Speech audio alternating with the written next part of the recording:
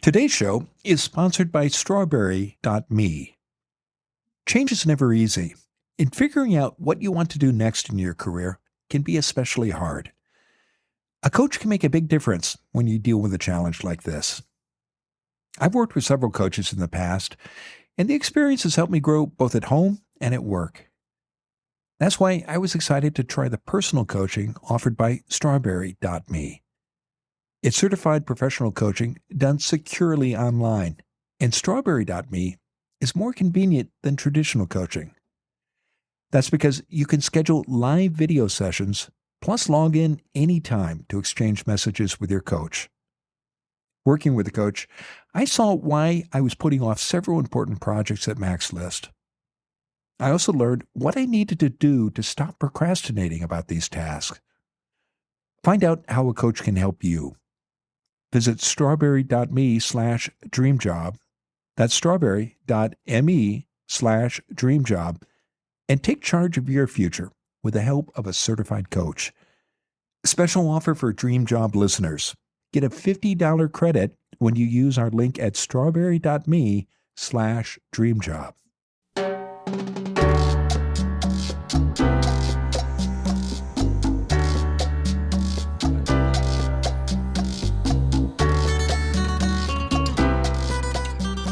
This is Find Your Dream Job, the podcast that helps you get hired, have the career you want, and make a difference in life. I'm your host, Mac Pritchard.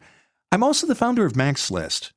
It's a job board in the Pacific Northwest that helps you find a fulfilling career. Every Wednesday, I talk to a different expert about the tools you need to get the work you want. Our guest today is Trudy Hylemon. She's a human resources leader and a career coach. Trudy has interviewed hundreds of candidates, so she's seen what works and doesn't work when you apply for a job. And Trudy is here to share her advice as an HR professional about what successful applicants do, from resumes to references. She joins us from Eugene, Oregon. Well, Trudy, as you know, we're talking about what successful candidates do and what less successful applicants do. How do the people who are good at applying for jobs learn these skills? I think they learn the skills by trying. And really the best way to become a great applicant is to get excited about the role that you're applying for, doing your homework, and showing up with confidence. And I know that might sound hard, but that really is what separates those who excel in interviewing and job search versus those who may struggle with that. How do you see candidates figure that out and know that they have to do those things? Are they working with mentors? Is it simply trial and error? What have you seen work for candidates? It really differs from each person, but if you can work with a family member or even a friend, and that starts with the review of the resume. Are there any errors? Is there anything that I'm missing on here? Just reaching out sometimes will give that support that's needed to build that confidence. So talk to family members about your resume, but what about learning skills in general? Trudy, in your experience, are applicants, do they understand that job search is like any practice? It takes time to get good at it and you need to invest in yourself? It really does take time to be good at it, but oftentimes there's not a good that you're really trying to reach for. It's recognizing what jobs speak to you and applying to those, and then being really familiar with your own experience and how it applies. That matters more, that connection, than trying to say the perfect word in an interview. And less successful candidates, are there mistakes that you see less successful applicants make that you wish they would avoid? For me, a less successful candidate is someone who hasn't invested the time to research the company and really learn about the position. And that really shows up in the interview because they're not able to answer questions about the organization or even address their experience and match that to the position. Especially at the end of the interview, when the questions are being asked, you can see that there is a gap between their interest level and their skills and experience. Well, let's talk about what successful candidates do. And I know you have a series of tips that you recommend based on what you've seen as a hiring manager and an HR professional. And one you already mentioned, which is to do your homework. What kind of homework do you have in mind here? Doing your homework really means when you see a job advertised on a job board, I always recommend go on that company's website. Oftentimes, there'll be a job description or additional information about that role that you can learn about. What's nice about going on the website as well is you learn about the company, who the employees are, and there's oftentimes information about benefits and sometimes even pay. So that homework really allows you to show up to the interview prepared. You can use that information in the interview, obviously, but what about in the application itself? How can you apply what you learned by visiting the website to your resume, your cover letter, and other application materials? What do successful candidates do there? One thing that successful candidates do, and oftentimes people don't want to hear this, but they write a cover letter.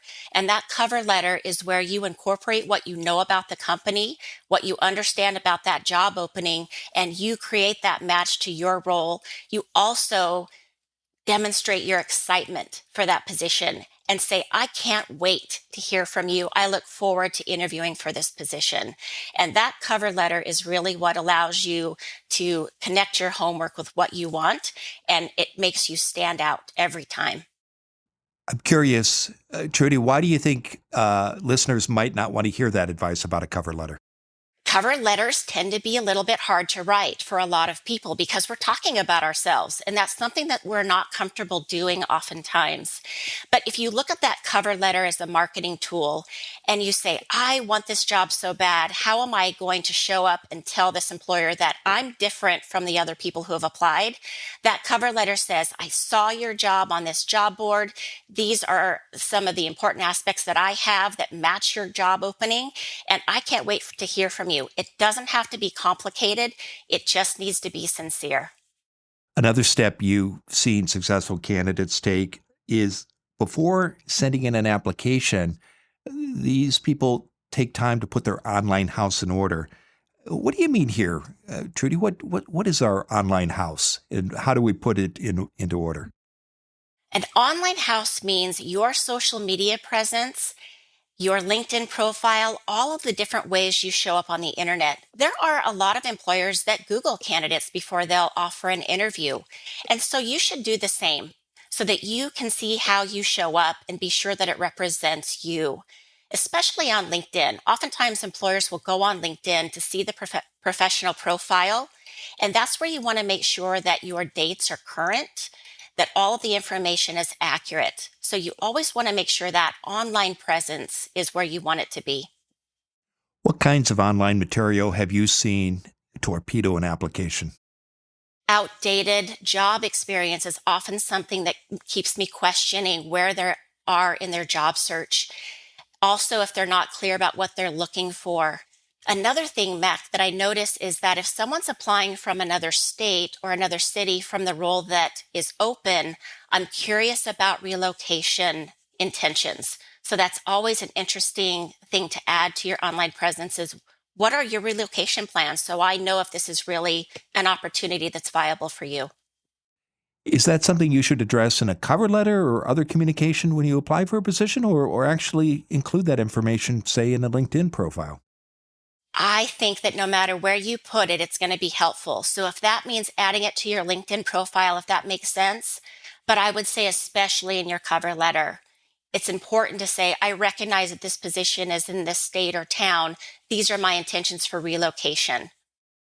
Another step you say successful applicants take before applying, and you talked about this earlier, is updating your resume.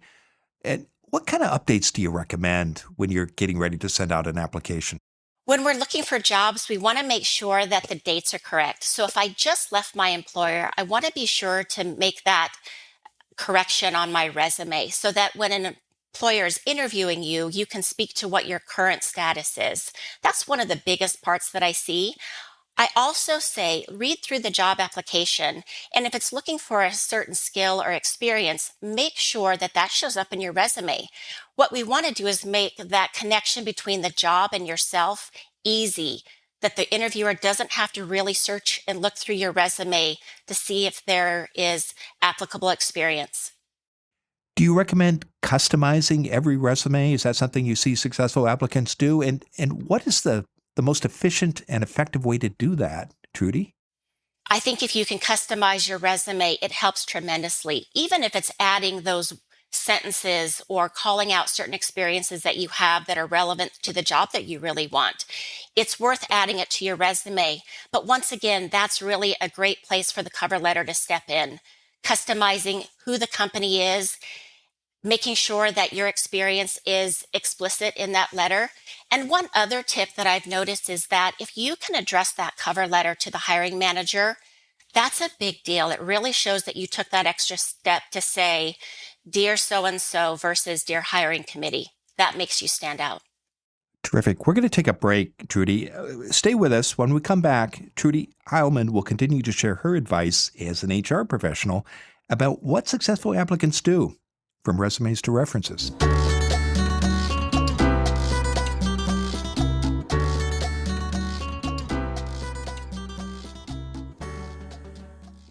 Have you promised yourself you would travel more this year? Well, here's the next promise you need to make: learning a new language with Babbel. Spending months with private teachers is the old way of learning languages, and nothing screams tourist like a phone translation app up to your face all day. Using Babbel has helped me keep and improve the Spanish I learned from classes earlier in life and many trips to Latin America and Spain. Need proof that Babbel gets you talking? Research from Yale, Michigan State, and other leading universities continue to prove Babbel works. In fact, one study found that using Babbel for 15 hours is equivalent to a full semester of college. Let's get more of you talking in a new language. Babbel is gifting our listeners 60% off subscriptions at babbel.com/dreamjob. Get up to 60% off at babbel.com/dreamjob. Spelled BABBEL.com/dreamjob. Babbel.com/dreamjob. Rules and restrictions may apply. Have you ever been asked this in a job interview? Tell me about a time when you didn't agree with your boss. What would you say? This is what's called a behavioral interview question, and it's a common tactic. Employers use this kind of question to explore your fit for a job based on your past experience. It can be an easy question to answer if you have the right strategy. I show you how to answer these gotcha questions in our free Max List guide, 100 Behavioral Interview Questions You Need to Know. To get your copy, visit maxlist.org/questions. You'll also learn 4 simple steps for answering any behavioral interview question. Again, that's maxlist.org/questions. You can count on getting these questions in your next interview. Why not get the answers before you walk into the interview room? Go to maxlist.org/questions.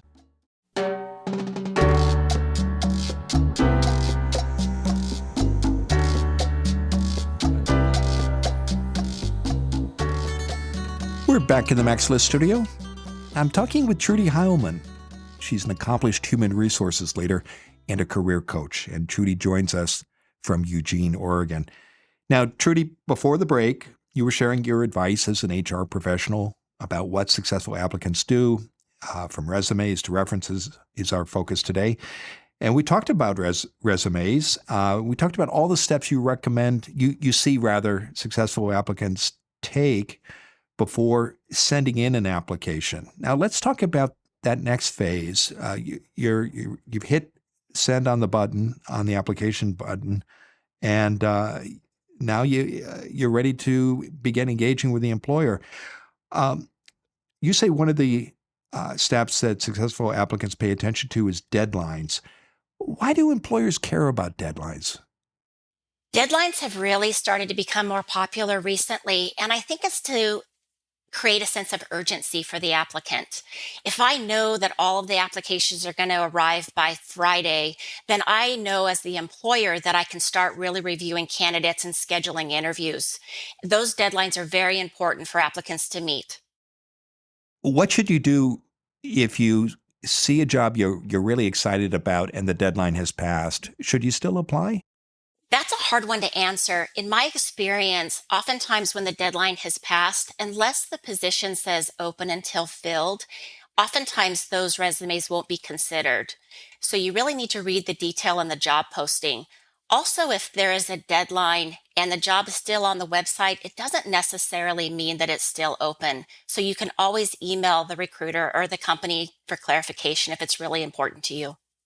Some job boards will tell you how many people have applied for a position. If you see that hundreds of applications have been received and the deadline hasn't passed, should you still apply? You have nothing to lose by applying.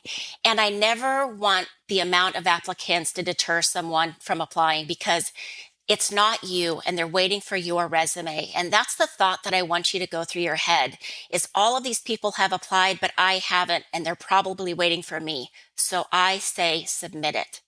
Some candidates will tell me they worry that if several hundred or even a few dozen applications have been received, the employer is already talking to those people and may even have begun interviews. What's been your experience as an HR leader? That's very well possible that they've already started the interview process, but if it's still open, I would also say that they haven't found the right person yet. And the reason the job is open is because they're really trying to find a great person. And maybe there's a sense of urgency, which is why the interviews have already started. But I again say, don't let that hold you back. You know your experience, your skills, knowledge. Get yourself out there. That opportunity is going to be there, but it's not if you don't apply. Here's another step you say successful applicants follow, and that's to pay attention to instructions when preparing and sending in an application. What kind of instructions are you talking about, Trudy, and why is it important?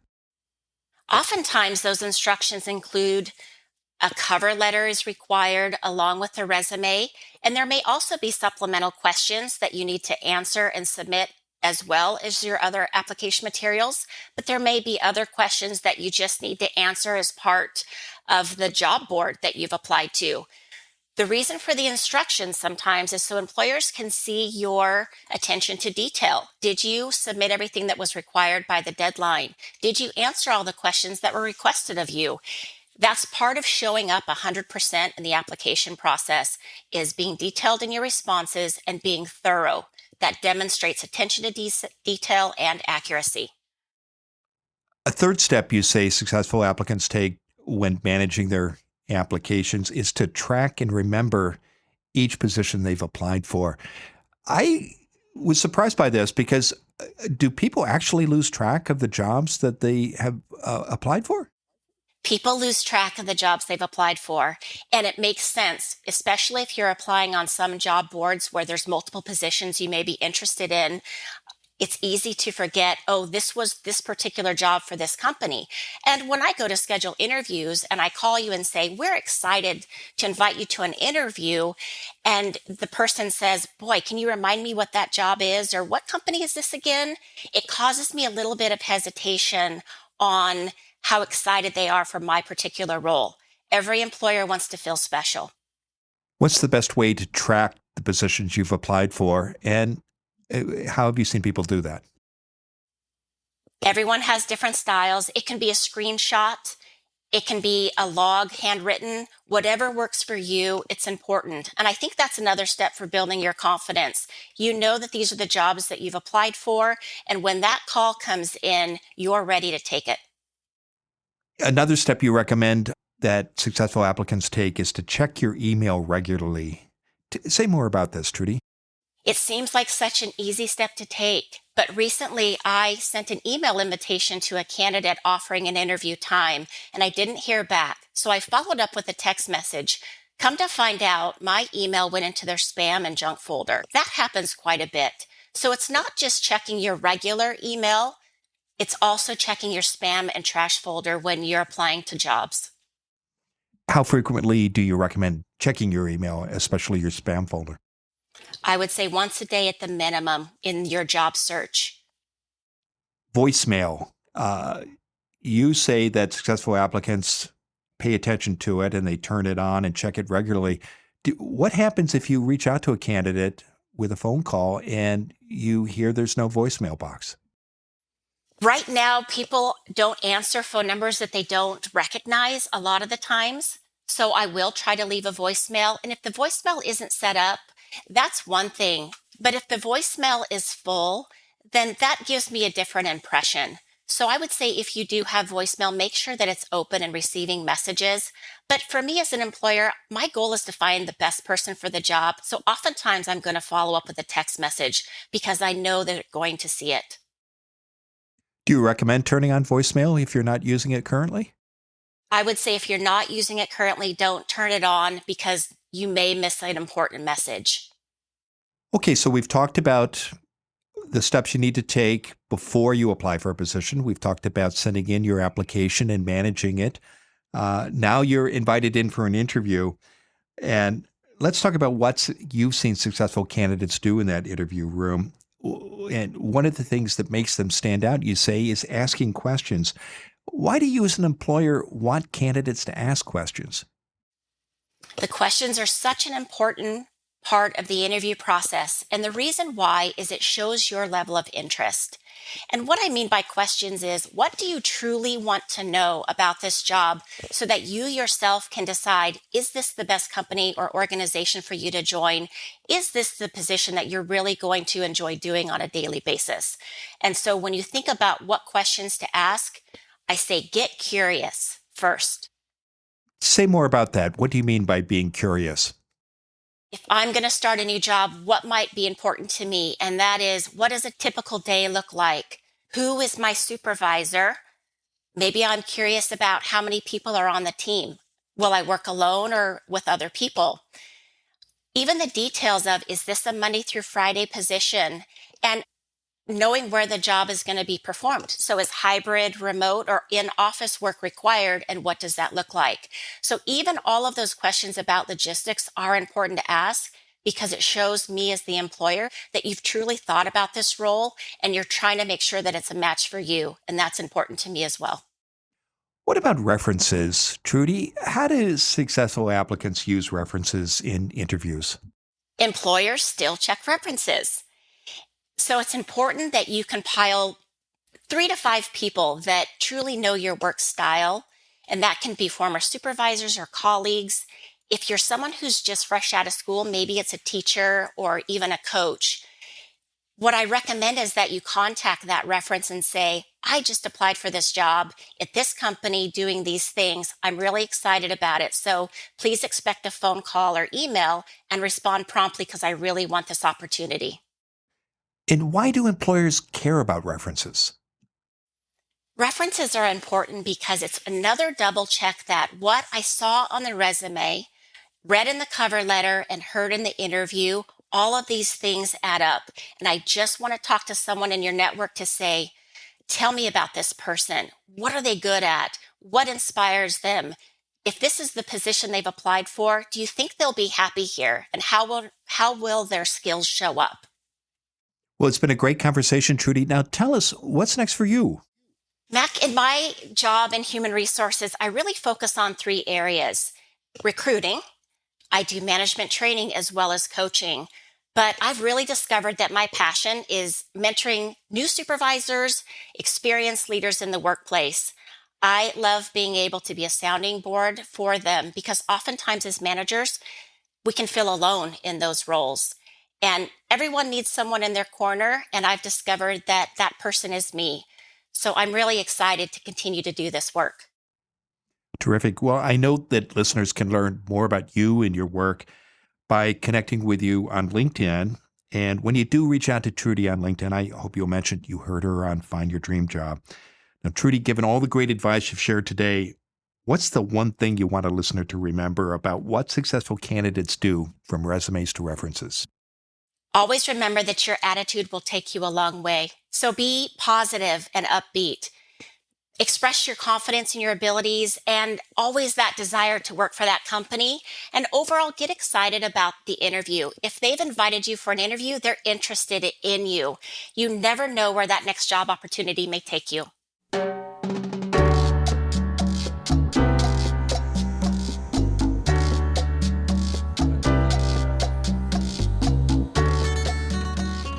Next week, our guest will be Yadi Caro.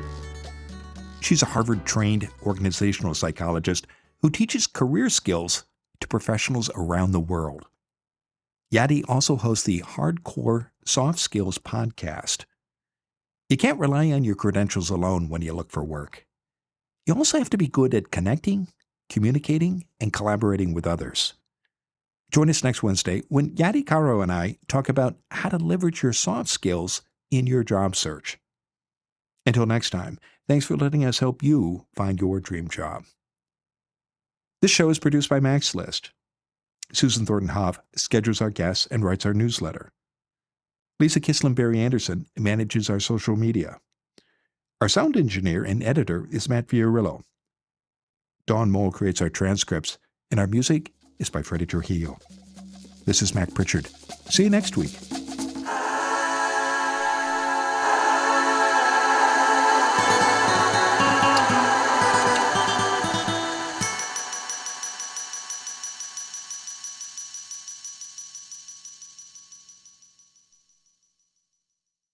Because I run a job board, I talk to applicants almost every day. And many of the people I meet make the same mistake.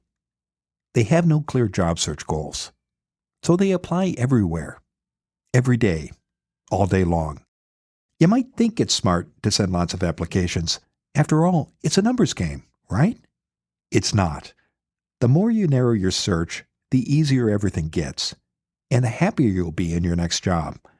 Stop chasing every lead. Instead, focus on what you really want. Now, figuring out your goals can be hard, but we have a Max List resource that can help. Finding focus in your job search. Go to maxlist.org/focus. Our free step-by-step Max List guide will help you create your own job search goals. Get your copy today. Visit maxlist.org/focus. Again, that's maxlist.org/focus.